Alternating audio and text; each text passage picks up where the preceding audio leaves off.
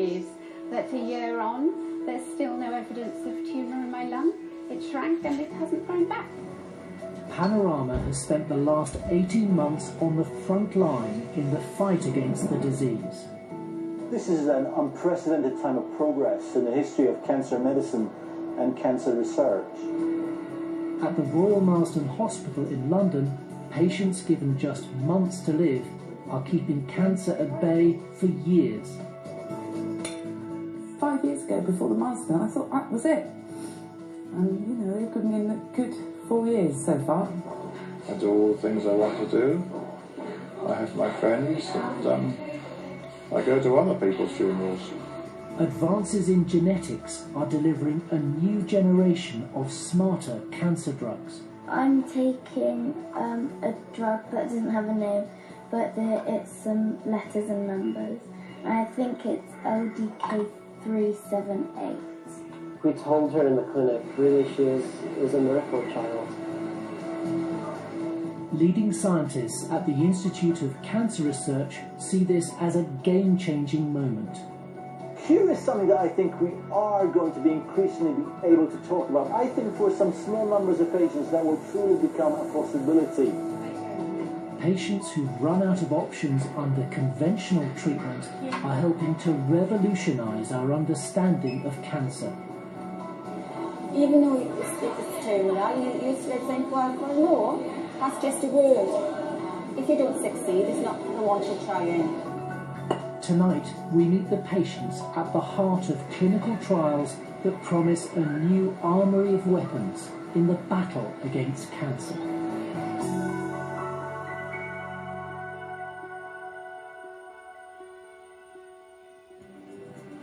So you've got to write a complaint letter. Whatnot about how to be rude, how to get your point across. More than 7,000 women a year in the UK are told they have ovarian cancer. Tammy from Bath is one of them. Mum to Edie, she was diagnosed in 2004 when she was just 30. So they removed the ovary because they thought there was a cyst in it, but obviously when they took it out they found the disease. I was then given 3 sessions of chemotherapy to do some shrinkage, and then I had a debulking surgery where they removed bits of my bowel, my other ovary. I mean, they did say after that surgery that I was clear. Surgery and radiotherapy are the main weapons used to successfully treat localised cancers, helping thousands of patients a year to overcome the disease. Once a cancer has spread, chemotherapy drug treatment becomes vital in trying to keep the disease in check. Yet despite 18 sessions of chemotherapy, Tammy's cancer kept returning and spreading. And then when it came back again, they tried a different kind of chemo, which it continued to grow through that. And it was at that point my local hospital said, there's not a lot else we can do for you, which is when we got in contact with the Marsden. Now, thanks to pioneering drug treatments, her disease is being kept in check. Pills she simply takes at home morning and night have replaced and outperformed conventional chemotherapy. It's also personalised medicine.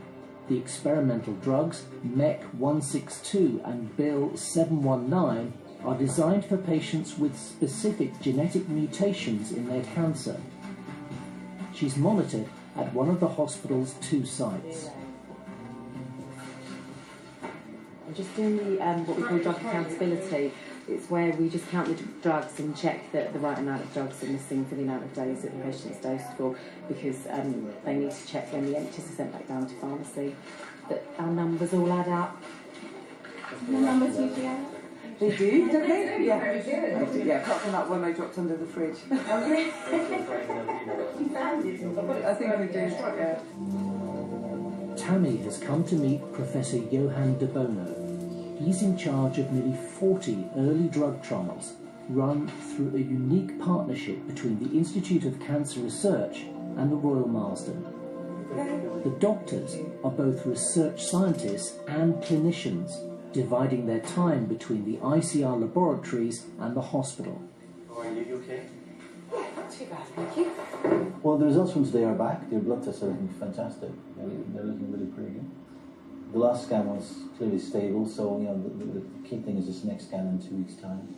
I mean, there is still some disease there, but it seems to be controlled. So this current trial of these 2 pills, has that been much different regarding side effects to the previous trial of the other 2 pills that we gave you? Yeah, I mean, the skin rashes definitely, and the tiredness on this one is worse. Okay. But compared to chemo and all the side effects from that, this is easy.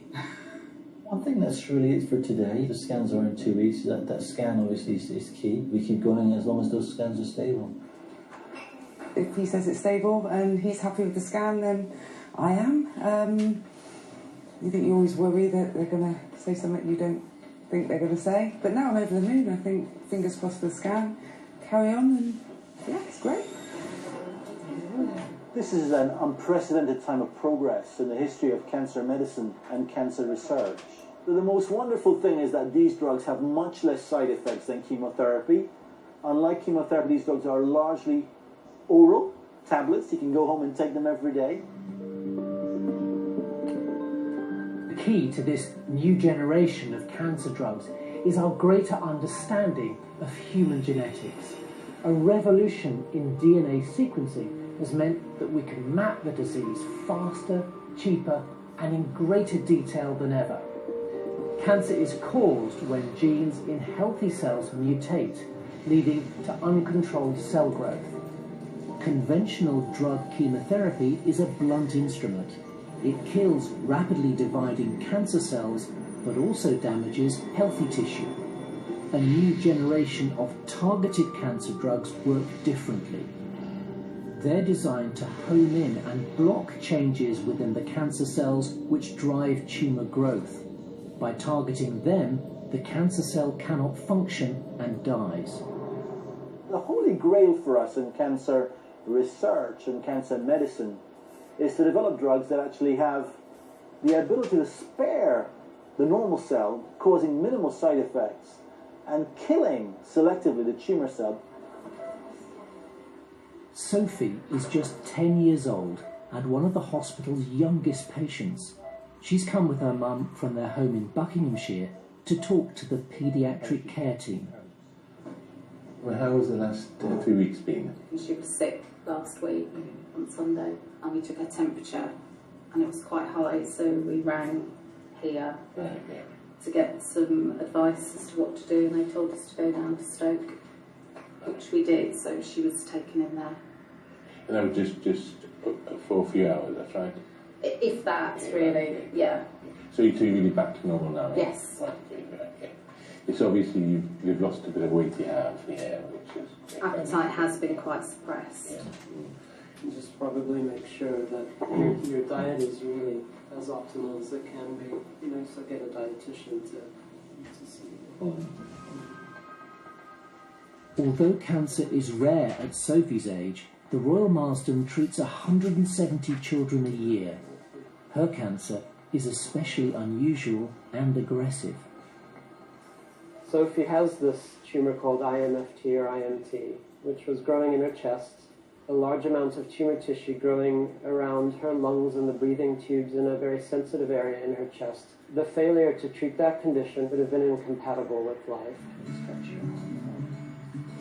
Sophie's cancer was diagnosed nearly 2 years ago after she became seriously ill with pneumonia.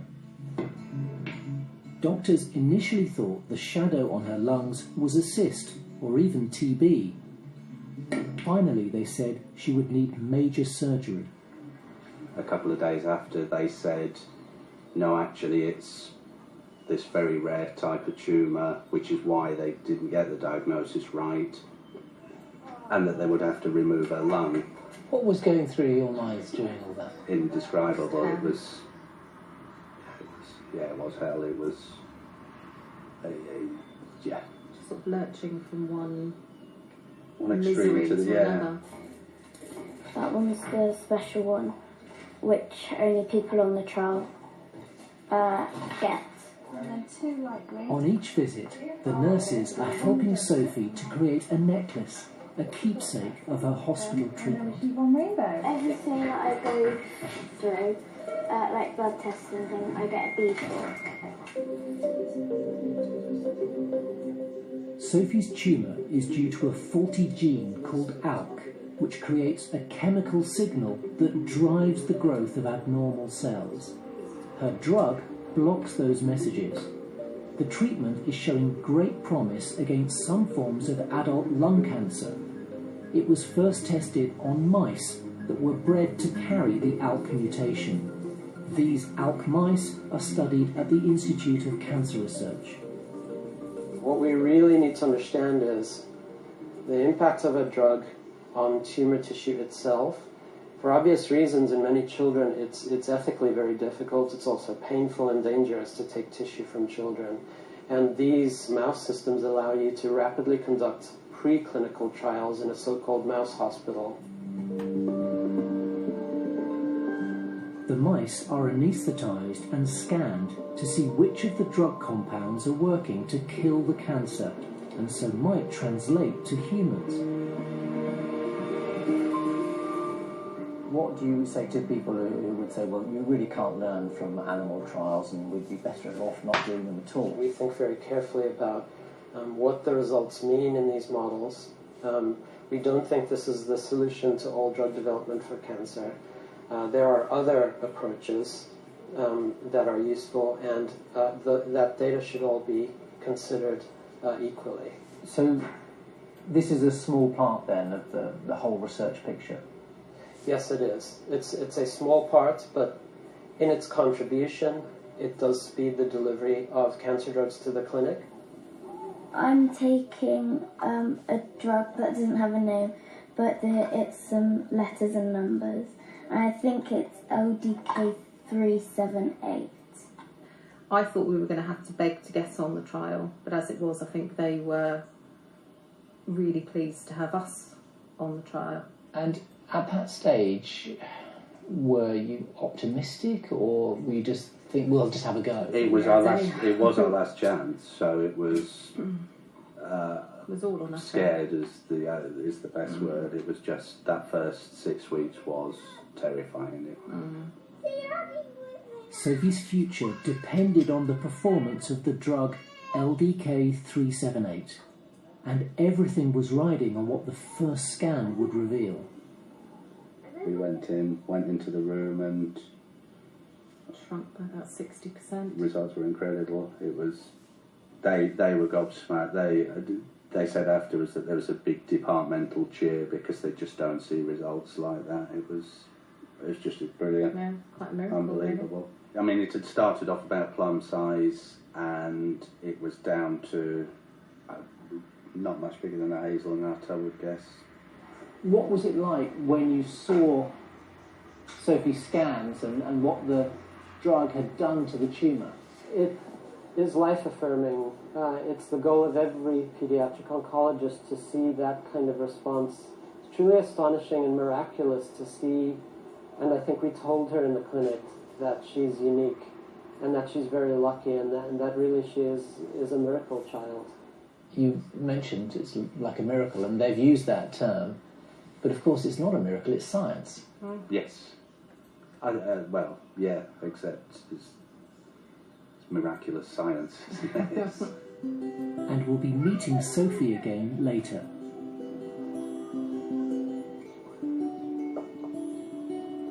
Hi, John. Hello, Fergus. How are you? Good to see you. This is beautiful. Nice, isn't it? Yeah. Yeah. In both young and old cancer patients, some targeted treatments are producing spectacular results. Oh, what a good shot. John from Surrey has advanced prostate cancer, which has spread to his spine. He's been part of an international blinded drug trial led by the Royal Marsden, involving more than 1,000 men. It'll be a 50% chance as to whether what you're given is the real thing or a placebo. You take these 4 rather large tablets a day.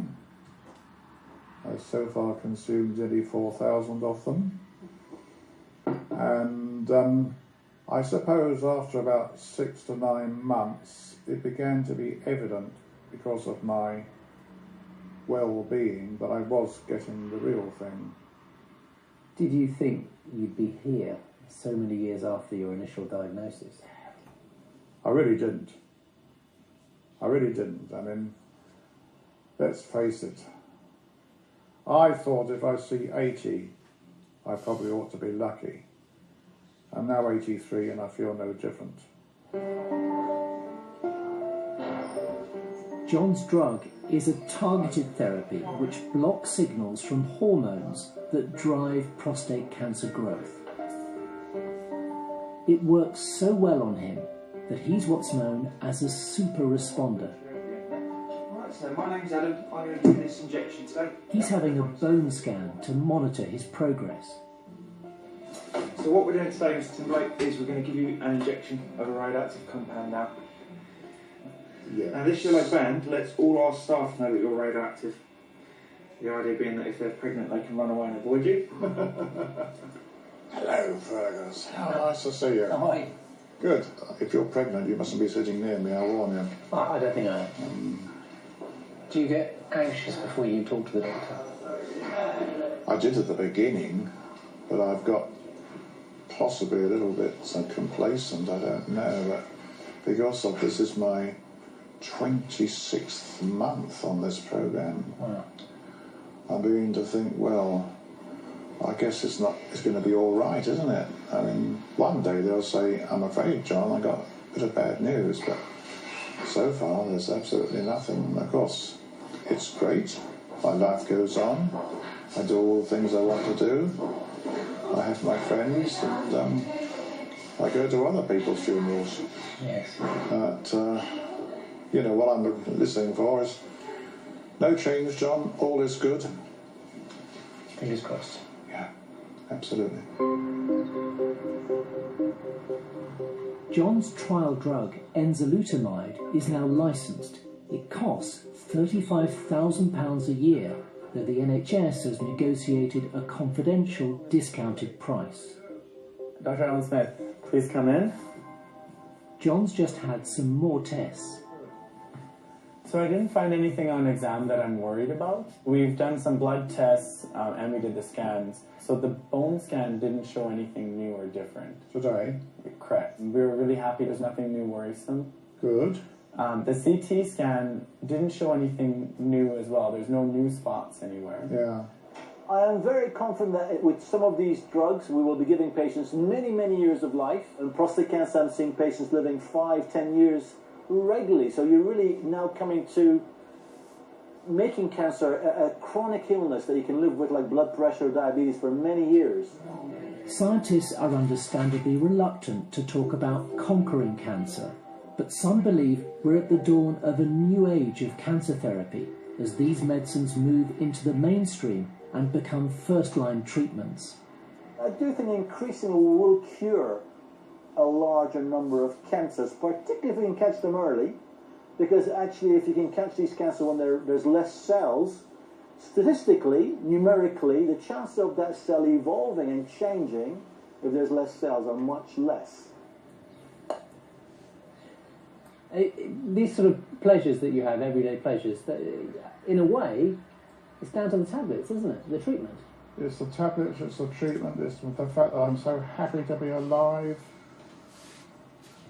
And may many more years of it come. I don't know how many, but... You've still got your touch on the croquet lawn, that's for sure. It's not too bad. I've played better. I've been quite a low handicap in my best days, but, you know, I have played twice for England. This year, 2.5 million people in the UK will be living under the shadow of a cancer diagnosis, the biggest number in the history of the NHS. Tammy's decade-long struggle against ovarian cancer continues. Every 8 weeks I have this full-on day. Most of the time we just come up and it's to see the doctor, have the bloods done, and that's pretty much in and out. But because this is the first day of the first cycle, it's it's quite full on. Hi Cameron. How are you doing? Thank you. Hi, nice to see you. Yeah. So how are things? Yeah, not too bad. Apart from this bug that I've had. Does it feel like it's getting any better? Yeah, I think it's just slowly it's getting better. And the other thing, which we're routinely doing the scan for, is to look at your disease, and things look great, actually. Yeah, when I spoke with the radiologist, she was really happy. Yeah, so, and I'm really happy to be able to tell you that. Yeah. That's good. Good. I'm really pleased, actually. There's been a bit concerned that maybe there's big growth and wasn't doing what we were hoping, but it seems to be fine. How far into the future do you think? It's hard because Edie starts senior school next year. But, you know, that voice in the back of your mind, it's, you know, will I be there to take her? But I do feel confident that I will be here to take. So you have that little dark voice, but then there is my rational side that, you know, 5 years ago before the milestone, I thought that was it. And, you know, they've given me a good 4 years so far. Cancer survival in the UK has doubled in the past 40 years. Half of those diagnosed can now expect to live at least 10 years. But some cancers are still very hard to treat.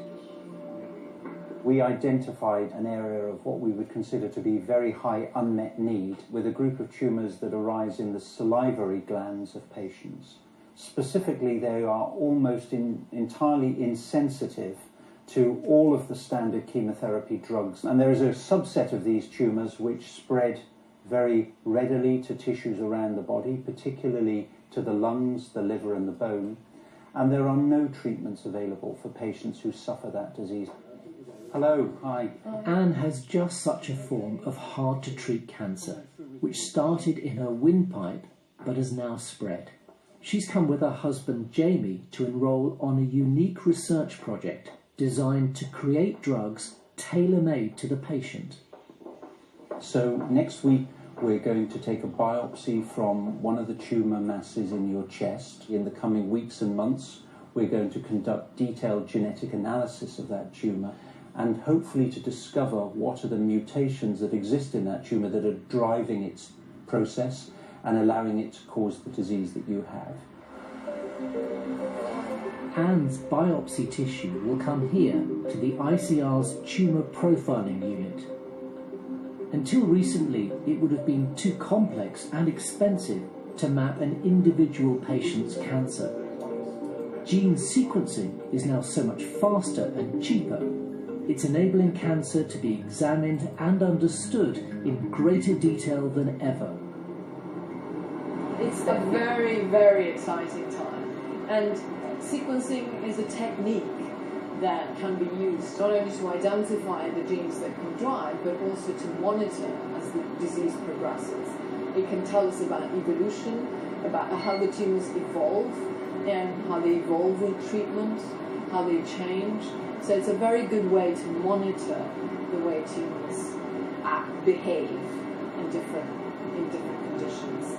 Do you have any immediate questions? But the scientists will not only sequence Anne's biopsy, they will attempt something unusual. What we're also going to do is we're going to take the tumour tissue that we obtain next week and we're going to put some of that into conditions where we would allow it to grow, we hope. And we'll do that by implanting it under the skin in mice that don't have an immune system so that they'd be able to grow human tumour within their bodies. The aim is for the mice to become cancer avatars, replicating Anne's tumour and its DNA profile. A range of drugs can then be tested on them. It holds out the possibility of treatments capable of targeting both primary and secondary cancers. Do you test the drugs on the mice before you test them on me, or does that happens? Or Yeah. So the idea around this approach is to try to avoid using people, patients, as the field of battle in which we test these drugs. When we try treatments, we want to be as certain as we possibly can be that there's a very good chance that it's a good selection of therapy and that there's a good chance that you're going to respond to this treatment. Clearly, we hope that for every patient from whom we take a tumour, we will get a successful result, that we'll be able to grow the disease and we'll be able to then use that to test the therapies that we want to try. That's okay. How are you feeling about the whole process? Quite excited. No, it's good. It's obviously a hard situation to be in, but something's happening, so that's good. He sounds really positive about it, so.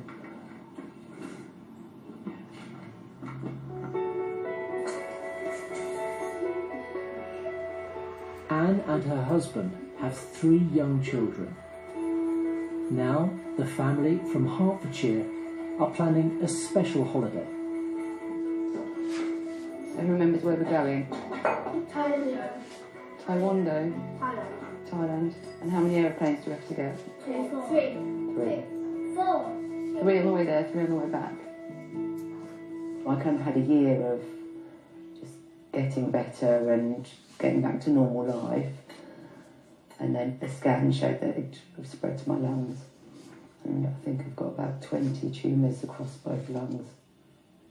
So then in January this year, they found the tumours back in my trachea. So that's probably been the worst. And I've never really been given a prognosis before, but they did say this time they think months rather than years. So that was probably the worst. That's why we're going to Thailand. Holly, Beth. They've always known that since I've had cancer. I've always told them. The advice is always to tell them. And we told them that, I probably won't be around as long as I want to be or as long as they would like me to be. And it was the most heartbreaking thing we've ever done. It was absolutely hideous. But hopefully in the long run, it will have been the right thing to do. Anne is back for the biopsy. The team scan her to find the most accessible tumour in her lung to extract some of the tissue containing its corrupted DNA. Some of the biopsy is sent for sequencing at the tumour profiling unit. In the near future, rather than an invasive biopsy like this, it may be possible to track the changes in the cancerous DNA wherever it has spread or metastasized, simply by analysing a blood sample. Okay. So blood DNA is also quite interesting for metastatic disease once there is spread. Different areas of the body, when you've got metastatic disease, can have tumours, and you only biopsy one, but when you're looking at blood, it might have a representation of all the different tumours. The rest of Anne's tissue is implanted in mice in the hope that they will grow her tumour, allowing doctors to test drugs that will attack her individual cancer. Isn't it just to practice, or they practice the notes?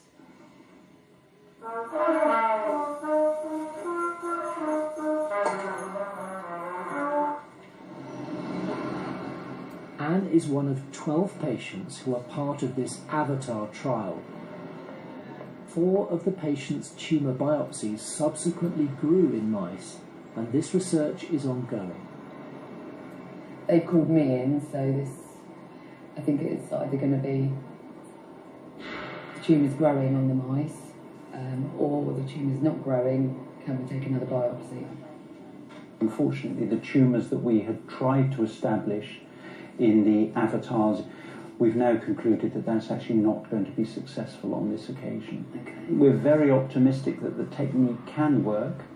What we'd ideally like to do is to try again with another piece of tumour tissue.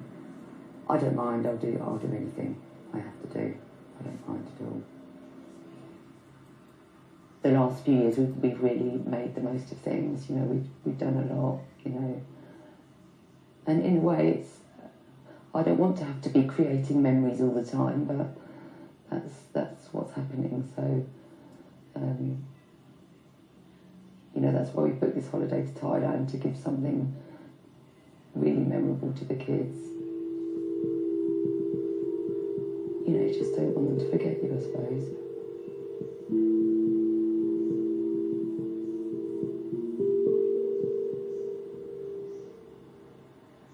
Sadly, Anne died a few months after their holiday, 3 years after being diagnosed with cancer. You know, it's one of the tough things about being an oncologist is that you see people at a really bad time in their lives, and often you're the bringer of very bad news when things that they had hoped would happen haven't happened, when treatments that they hoped would materialise do not materialise. Now, towards the end of Anne's life, we were still exploring other opportunities for her, and at that time we were still trying to think that there may be opportunities, clinical trials that she could take part in, but unfortunately that was not something we could offer her. But sometimes the targeted drug treatments are so effective, patients can look forward to a future without cancer. Sophie, who was treated for a rare tumour surrounding her airway, is still regularly monitored at the Royal Marsden. So just close your eyes for me a minute, just while that laser light's on. Your eyes closed. Open them again.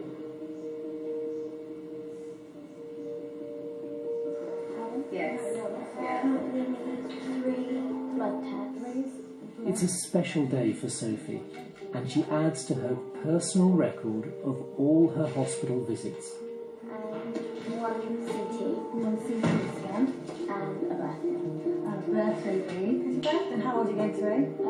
11. Oh, how exciting. Happy birthday. Thank you. Okay. It makes up for coming to the hospital, doesn't it? Yeah. Well done. Very nice. Thank you very much. That's all right. That's Thank you. okay. So you want to know about your scans, I expect, and they are good. We're very pleased with how things are. Things are stable to even smaller than they were before. So your lump, when you came to see us, was this one over here.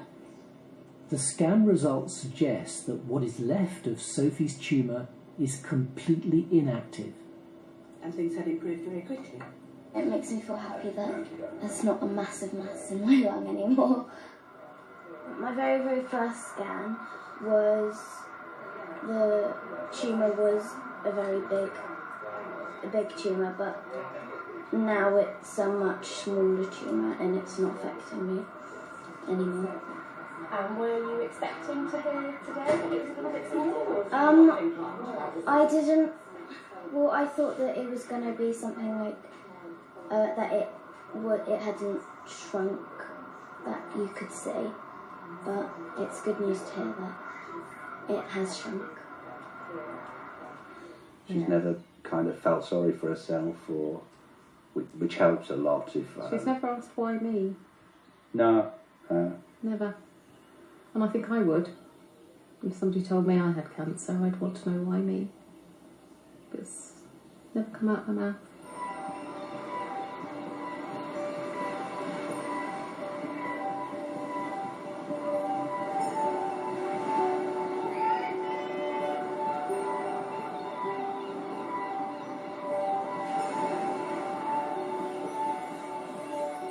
For Sophie, daily drug treatment doesn't need to interrupt holidays and a trip to the beach.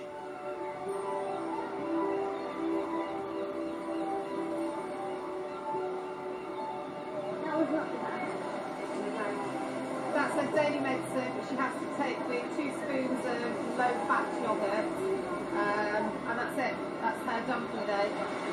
That's all she takes. That's her treatment. That's her treatment. What is it like to be one of the first people in the world to be on this treatment? Yeah, it's quite exciting. And you are a medical pioneer, aren't you? Yeah. So has it spurred you on then to think about what you're going to do later in life?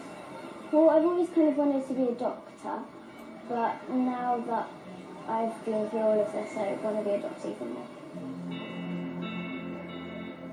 The Royal Marsden was the world's first hospital dedicated to cancer treatment.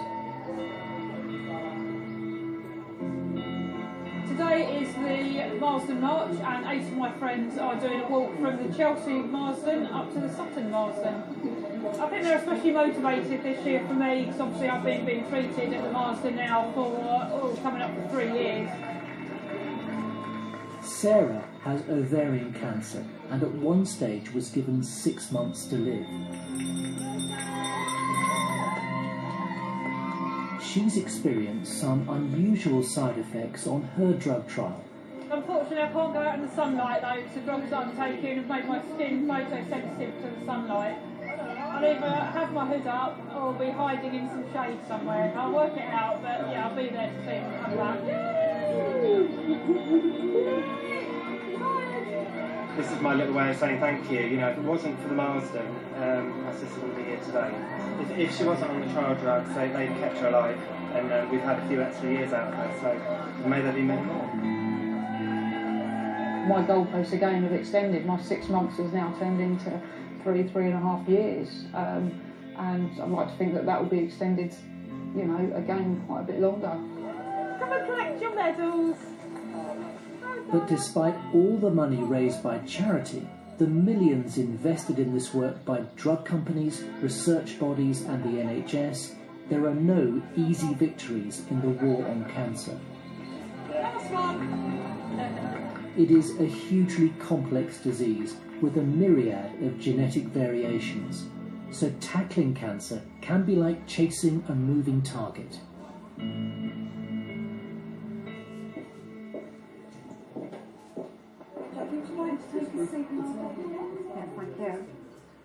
Jacqueline has had cancer twice. More than a decade ago it was breast, and now advanced lung cancer. She's on another targeted therapy and comes from Merthyr Tydfil with her family for her checkups. Okay. So by the first cycle, only 4 weeks in, they noticed a significant difference in the fact that everything was shrinking. Yeah. So they were really pleased, excited. Really pleased. She's only the second person in the world to have this effect based on the type of cancer that she has. And it was a bit of a gamble, and I think you persuaded them, didn't you, that you really wanted to have a go at this trial. And we're really pleased that they took her on. Because I was convincing them, I think I was doing psychology on that. I will be alright, I'll be fine. Jacqueline gets the latest news from her consultant, Dr. Uday Banerjee. So, I just very briefly, I've gone through the blood test, and your white cell count seems to be holding, which is one of the things we look at in chemotherapy and usually drugs. That if white cell count drops below a certain point, there's a risk of infection. So, I think we carry on. You know, I think we're very, very pleased where he's going, and you're looking amazing. When I first saw you, I think you'd just come off radiotherapy, and you had a long journey from home, and you were feeling very tired, and we had this discussion of whether we should go on and study or not. I convinced you. It was the right decision, no doubt about that. Yeah. And the thing is, if nobody does these trials, nothing is going to get tested. You know, you have to give everything a try. Even though it's terminal, you still think, well, no, that's just a word. And if you don't succeed, it's not the one to try in. The experimental drug Jacqueline's been taking is called BMN 673. It jams a repair mechanism in cancer cells and inhibits their ability to grow. On it, she's had a few extra months of good health, but then the treatment fails.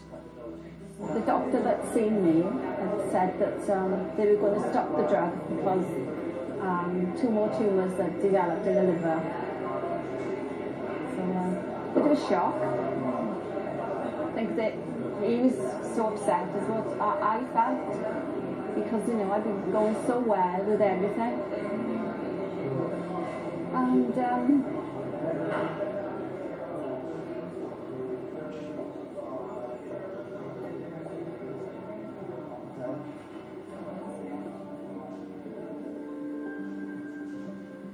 So why do the drugs sometimes stop working? Scientists at these ICR labs in London discovered that cancer survives through Darwinian evolution. The DNA of cancer cells is inherently unstable. Every time they copy themselves, more genetic errors occur, and the disease rapidly changes. So when drugs are sent to destroy them, this natural selection means some cancer cells develop resistance and survive. Resistance is a major issue because these are cancers that are genetically unstable. They can change, and they evolve. We call this, clonal evolution. And if you had to describe cancer, I would say it's an evil genius. So it has, obviously, it is destructive. It's learned all the evolutionary tricks to survive. So, for example, a lot of our targeted treatments, the cancer shrinks very quickly after, and in about 8 to 9 months, or sometime a year and a half, the cancer stopped responding. So is resistance really the big hurdle that you're facing with these new targeted treatments? Resistance is inevitable. It's going to happen. We have a huge effort trying to understand cancer evolution, and the more you understand it, you can predict the next step the cancer is going to take. I get days when I'm a bit down, but I'm told I'm not to be down on my own anymore. That's what my daughter says. So I try not to. It is level 4 cancer. It's very aggressive. They didn't even think it would shrink. It's not just it did. But, so I told them, keep me, on your list. Make sure you don't forget me. Last year, Jacqueline lost her battle against lung cancer. We'd have many days where we would all be sat on her bed because she didn't feel like getting out of bed, so we'd get in bed with her and sit and watch the Antiques Roadshow or something. And her living room was her bedroom. And the experience of being on the trial, when you saw that it was working, what was that like? A roller coaster, wasn't it? But when it was working, every week there was just a sense of joy and the hope back into our family again. So it was a tough time, but it was just amazing to have it for the time that we did because of it. How important are these patients to you and to the work of your colleagues? It's a privilege to actually be part of the cancer journey with them. They are the true heroes of drug development. They go through all the treatments and then they volunteer, knowing very often that there is a very small chance of them benefiting from this, but they do it for their children, their grandchildren, for humanity. Is that how you think of your mum? Absolutely. I'm very, very proud of her. It wasn't an easy trial in terms of the travelling. I mean, this opportunity wasn't available where they were living. So she would make the effort, as poorly as she was, to travel up to London to stay overnight. And she effectively handed over her living body to research, to science.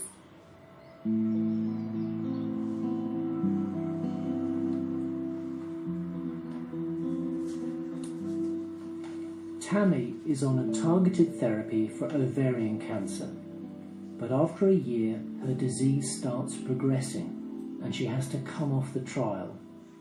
The treatment stops working.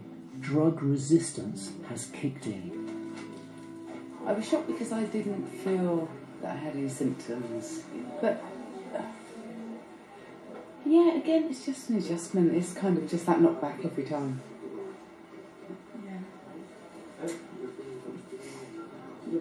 Just hope that they can find something else to keep you going. It's always there, it's hanging over you, so They're good at denial. You find a place to put it, because otherwise, it consumes you. And I guess when you're on the trial and you're doing it, you forget about it. I mean, it's something I don't dwell on, the fact that I'm ill. But when they take you off it, it comes crashing home again.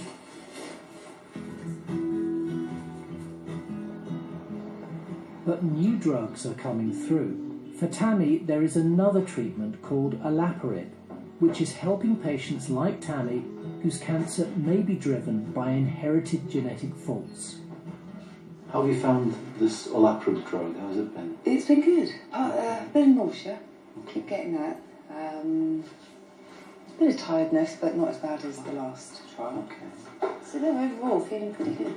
Looking at all your recent results, I'm really quite encouraged that we have what looks like stable disease on the scans. Okay, There's been very little change overall. So I'm reassured that actually things are relatively stable, although you've got fairly slow growing disease, so that's been always the case for us. The blood tests have been very good actually. So overall the impression I get is that things are stable. The drug is having some impact, it would appear. I mean, this drug has been spectacular in many ovarian cancer patients. In fact, some patients have been on it for years actually. I think our record is over 5 years on an early trial. So we have seen it work. All right, good. Thank you for coming in today. Thank you. Let's hope it keeps working. Thanks very much. The Royal Marsden ICR team know that by introducing new drugs, using them in combination, and even rotating treatments, they may be able to stay ahead or at least keep pace with cancer resistance. It will be a key strategy in transforming the disease into a manageable long-term condition. How's Tammy doing? This trial has actually suited her quite well. If she progresses, there are, I guess, other trial options. She's got a low-grade ovarian cancer, but she's got a KRAS mutation, so it is possible to personalise her care with the newer drugs. So by knowing that molecular data, we can actually probably put her on the other trial if this drug stops working. The advent of personalised treatments means that for tomorrow's cancer patients, there will be far more options for fighting the disease than when Tammy's mother developed breast cancer. Mum was diagnosed with cancer when I was 13, 14, but ever since then, and she was a hairdresser, she fitted the wigs for the cancer patients at the hospital. So growing up, there was always women with no hair in my house. And I think if you come from a family where you haven't been affected by it, I think it hits you harder. And I think it was always around in our family. So, and had I not had ED, possibly it would have hit me a lot harder. But having her made me strong. What is it like getting the chance to try these new, genetically advanced treatments? What does that feel like to be part of that? It feels incredible because we lost Mum to breast cancer last year. And obviously I've got a daughter and a niece and a sister. So to be able to do something that could potentially stop my daughter going through it, it's got to be done, isn't it?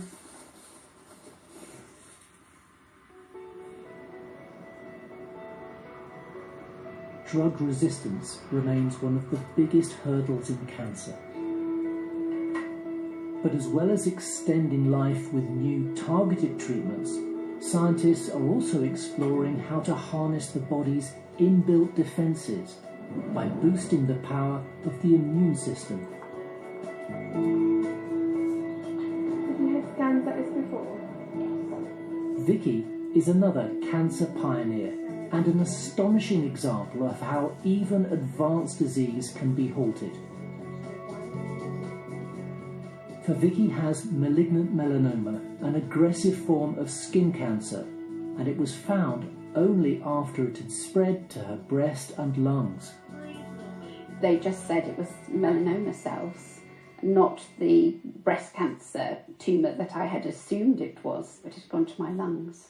I'd never done any research into melanoma. Very few people understand that it can progress, into other parts of the body. I came to meet Vicky's consultant, Dr. James Larkin. We looked at her initial scan, which shows the main melanoma tumour on her lung. There's a black area in there. We have a 2 or 3 centimetre lung, we call that a lung metastasis, so some melanoma that's spread into the lung, and that's probably 2-3 centimetres in size, something like that. Yeah, absolutely. And the outlook seemed bleak, but Vicky was offered the chance of going on a trial at the Royal Marsden. I understood that the life expectancy of someone with stage 4 melanoma was about 6 months. So I wanted to make the most of that 6 months, but I didn't want to spend it unwell. So although doing a trial is quite hard in lots of ways, and you don't know what to expect, it seemed to give me the best chance of a good quality of life. And it was quality I was looking for rather than quantity. And originally you'd been going to go to the Black Sea? We spent a whole day cruising through the Bosphorus. Vicky, from Cardiff, wanted to travel and see as much of the world as she could. And I did something off my bucket list. I went snorkelling in Skiathos. What's different about the drugs Vicky was given is that they don't kill cancerous tissue themselves, but rather enable our immune system to do so. Within our bodies is an army of cells designed to destroy any organism which poses a threat, but spare healthy tissue. Cancer cells, which are corrupted copies of normal human tissue, can sometimes be difficult for our killer cells to identify, and in some cases they inhibit the immune response through a chemical handshake on the cell's surface. The new drugs block the handshake, so the killer cells see the cancer for what it is. The immune system is reprogrammed to destroy the cancer. Ordinarily, the immune system might recognise the cancer as foreign, if you like, and destroy it at an early stage. And so, in a sense, the cancer is putting the brakes on the immune system. And so we're coming in with drugs that act against these brakes. If you like, you're taking the brakes off the immune system, you're stimulating the immune system, and then the immune system, if you like, recognises the cancer and is able to attack it. And if the immune system can lock on, it holds out the hope of overcoming cancer even as it evolves. With immunotherapy, you've reprogrammed the system, if you like, and so inside the patient you actually have an immune system that can recognise tumour cells, and that if a bit of tumour does become resistant, the experience to date certainly seems to be that the immune system can still deal with that. Vicky is part of a major international trial testing 2 immunotherapy drugs, ipilimumab and nivolumab. The trial is blinded, so doctors don't know which of the drugs she's taking, but the effects were so rapid they suspect she's on a combination of both treatments. I remember you saying, and this may have only been a couple of weeks after you started treatment, you'll need to remind me, that you'd already Yes, I had quite a felt the lumps substantial lump here, and it had gone, and you didn't believe me. So you had your registrar come and check me out again. Yeah. And she agreed with me that it had gone. It wasn't that I didn't believe you. It's more of the fact that when we see something like that, we actually like to re-measure things. So this was a scan actually before you started the treatment at the end of July last year. And then if we were to look at the scan that's been done from today, it looks like on the scan it's pretty much disappeared completely. It's amazing, isn't it? It is. However, she developed dangerous side effects, hepatitis and meningitis. Vicky needed treatment for these, and she had to stop the cancer trial early. But the immunotherapy had already worked. So you've just had 2 doses, and yet your cancer has shrunk and seems to have disappeared. It has remained stable for virtually a year now, yes. What is it about immunotherapy that can have these unusual effects. We want the immune system to attack the cancer, that's how the drugs work, but at the same time you can get the liver, for example, being attacked, and so you can get inflammation of the liver, hepatitis, and get the gut being attacked. And so those are side effects that we don't really see with any other type of drug used to treat cancer. And so if the immune system has been, shall we say, overactivated, or it is attacking normal parts of the body, we need to dampen down that overactivation of the immune system. And Vicky's case illustrated that very well. Good morning. I've got Jenny with me today. We've never seen each other For ages, is it? You okay? Fine. So, scan was good again. I'm really pleased to hear that. The next visit is 3 months. That's what I was So hoping that's- you were going to say. Yes, That's good yeah, news that's as well, brilliant. because Yes. it's been 6 weeks, every Yes, 6 weeks, yes, hasn't it, for the yes, last year? yes. Those your questions? Yes, yes. I always come with questions. I have managed to find somebody to give me travel insurance at a reasonable cost. The only stipulation was that I was non-terminal. So I can say that now, can I? Yeah. So if you're happy to say that. I'd be happy to say that, yes. Fantastic. Yeah, I don't think it's what we expected today, is it? No. So it was fantastic to get that really good news from Jane yesterday. And it's lovely to have someone with you, to have good news, not just to support you at the bad times. I can really get on with my life and put this in the back of my mind and just drag it out once every 3 months, which will be fantastic. I think everyone who treats melanoma in particular is excited about this. I mean, we've had targeted therapies in melanoma. Now we've got immunotherapy. The prospect of controlling solid tumours for long periods of time has to be exciting. And if you like, a brand new way of treating lots of different types of cancers. But I think the critical thing is that now we have drugs that are effective in the clinic. It absolutely opens the whole field as a proof of principle that this is a new way to treat cancer. Vicky and other melanoma patients are helping to change the landscape of cancer treatment. She's no longer on any drugs and living life to the full, here supporting her daughter who's run a half marathon. She's done really well, it's fantastic, and she's raised so much money. And how much did you raise together? It's about £1,000 I think to raise, so well worth the pain. When I first had the drug, I think there were only about 50 other people in the world who'd had it. And so we're right at the edge. Nobody can say what's going forward because we've never been going forward. So all the time, it's a learning curve. And for me, luckily, it's been a good learning curve. Just one of Vicky's new drugs costs £75,000 per patient before the NHS discount. And so these new treatments present hard choices for health spending.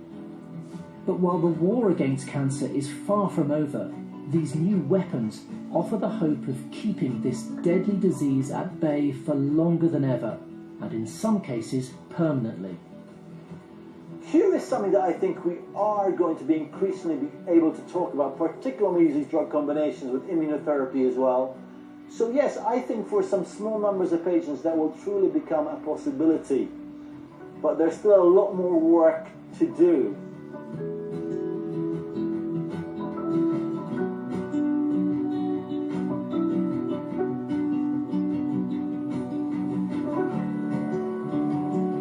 For details of organisations which offer general advice and support with cancer, go online to bbc.co.uk/actionline or call the BBC Action Line to hear recorded information on 08000 566 424. Lines are open 24 hours and are free from most landlines. Some networks and mobile operators will charge for these calls.